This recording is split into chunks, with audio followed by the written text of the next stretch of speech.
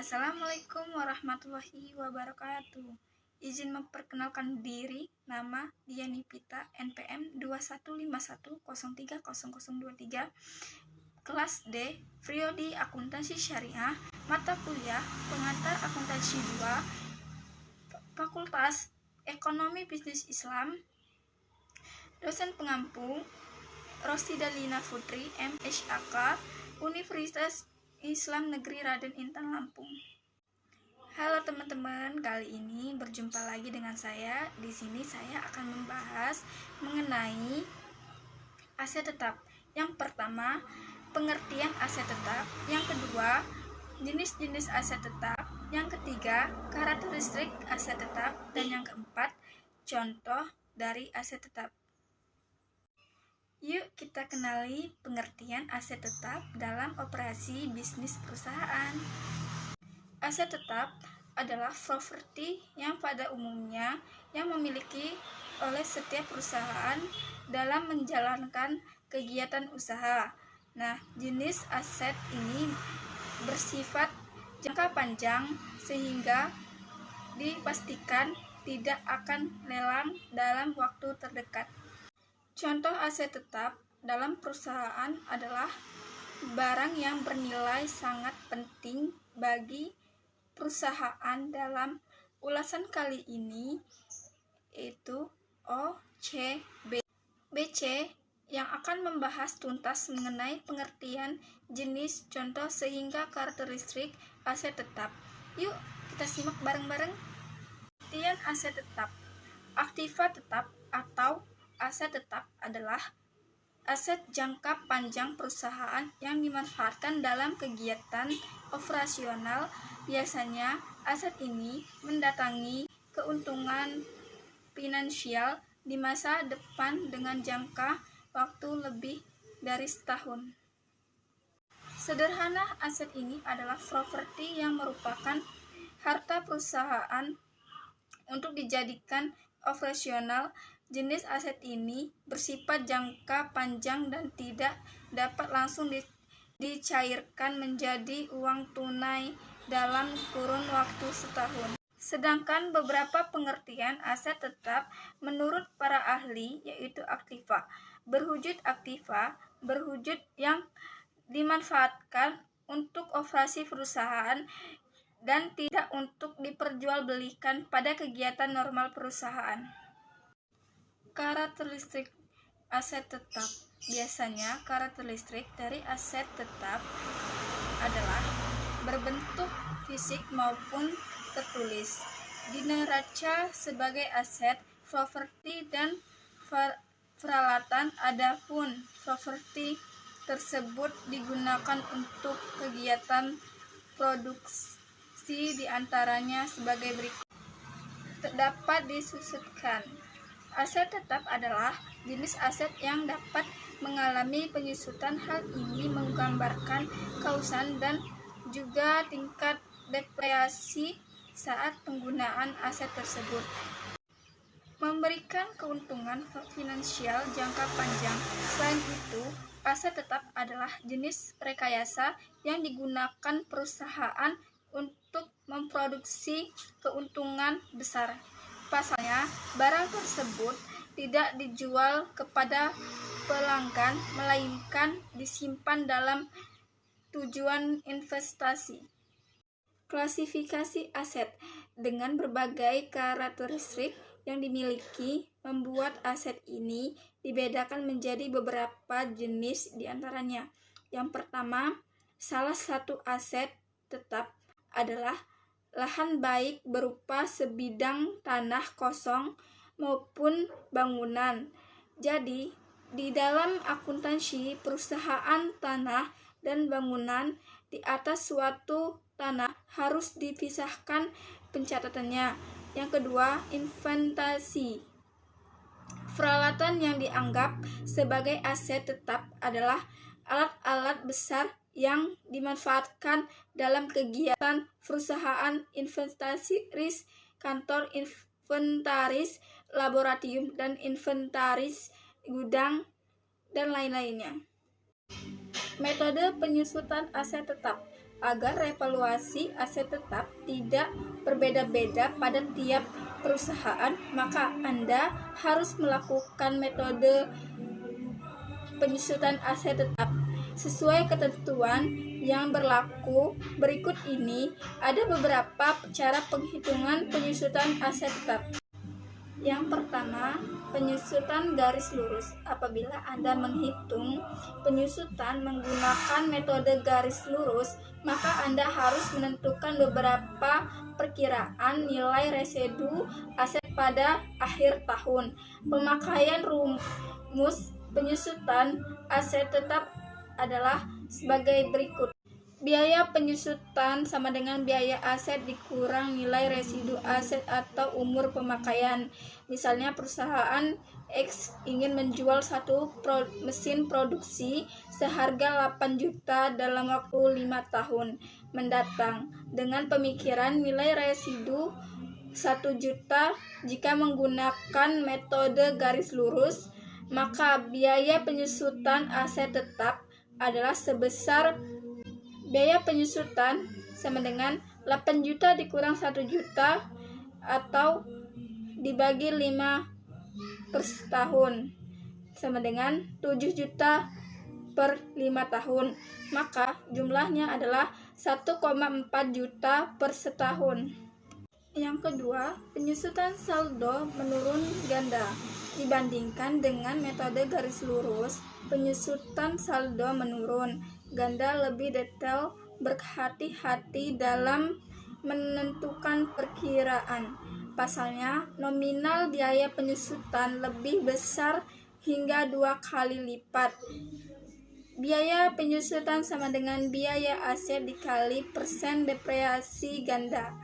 Dengan contoh persoalan yang sama seperti sebelumnya, jika menggunakan metode saldo menurun ganda, maka biaya penyusutan aset tetap adalah sebesar. Yuk kita simak tabel berikut. Tahun yang pertama 8 juta itu harga barang. Nilai residu itu 8 juta. Persen depresiasi 40%. Dan biaya penyusutan 3,2 juta. Totalnya penyusutan 3,2 juta rupiah. Yang kedua, 8 juta harga barang, 4,8 juta nilai residu, 40% depresiasi, 1,92 juta biaya penyusutan, total 5,12 juta. Yang ketiga, 8 juta harga barang, 2,88 juta nilai residu, 40% depresiasi, 1,152 juta biaya penyusutan, dan totalnya 6,2 ganda dalam waktu 5 tahun mendatang. Mesin produksi pada perusahaan A dapat dijual dengan harga 622.000 saja. Yang ketiga, penyusutan saldo menurun tunggal. Meskipun dilakukan dengan penuh hati-hati, metode saldo menurun ganda kerap tidak sesuai ekspektasi, maka dari itu sebagai opsi kedua, Anda dapat menerapkan metode penyusutan saldo menurun tunggal dengan rumus sebagai berikut. Biaya penyusutan sama dengan biaya aset dikali persen depresiasi tunggal.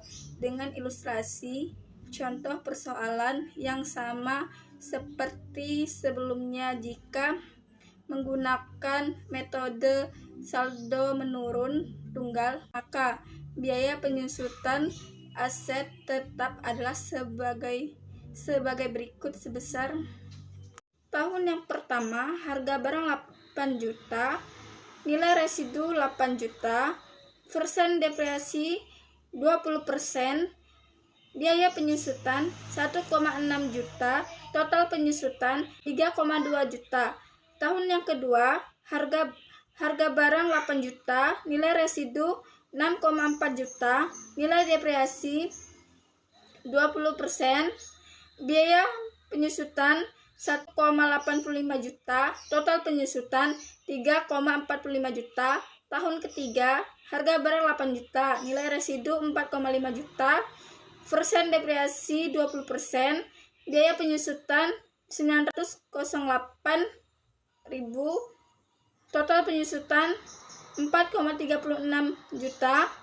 Tahun keempat, harga barang 8 juta, nilai residu 3,6 juta, persen depresiasi, biaya penyusutan 727 juta, total penyusutan 5,09 juta.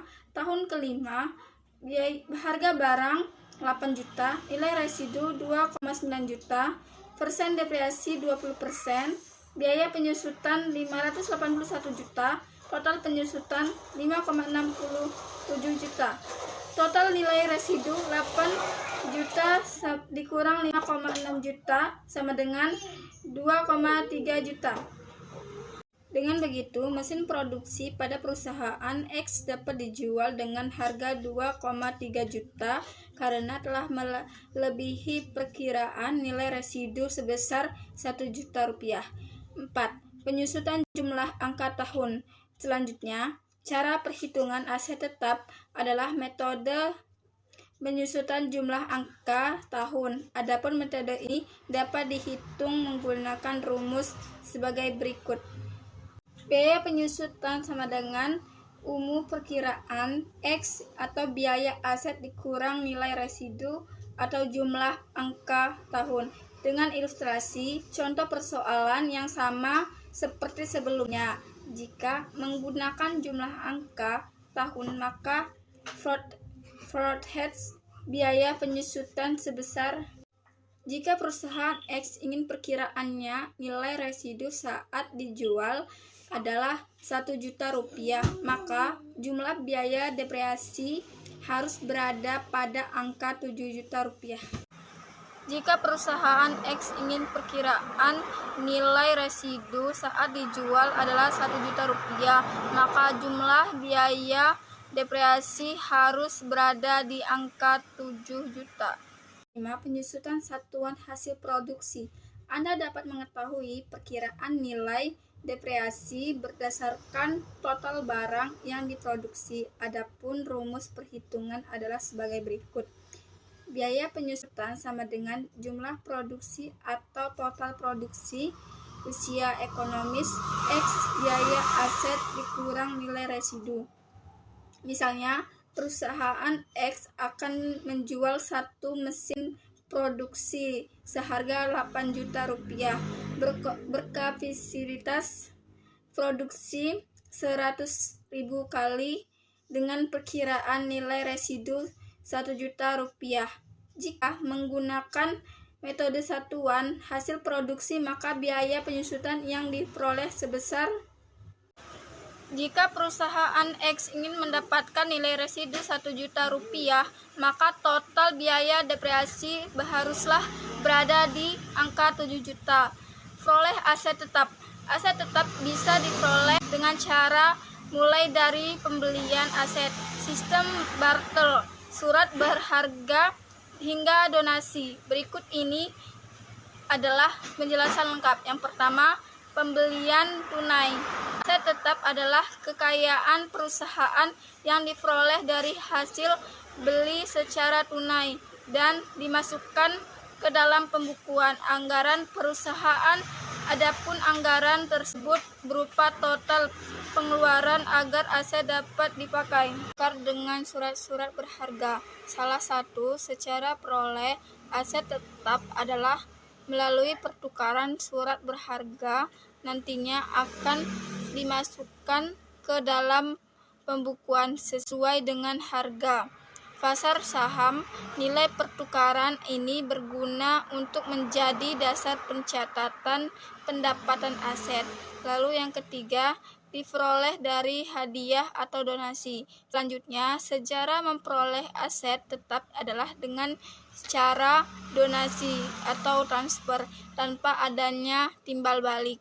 Adapun biaya penyusutan yang didapatkan dihitung dengan cara yang sama seperti aset tetap lainnya. Contoh aset tetap.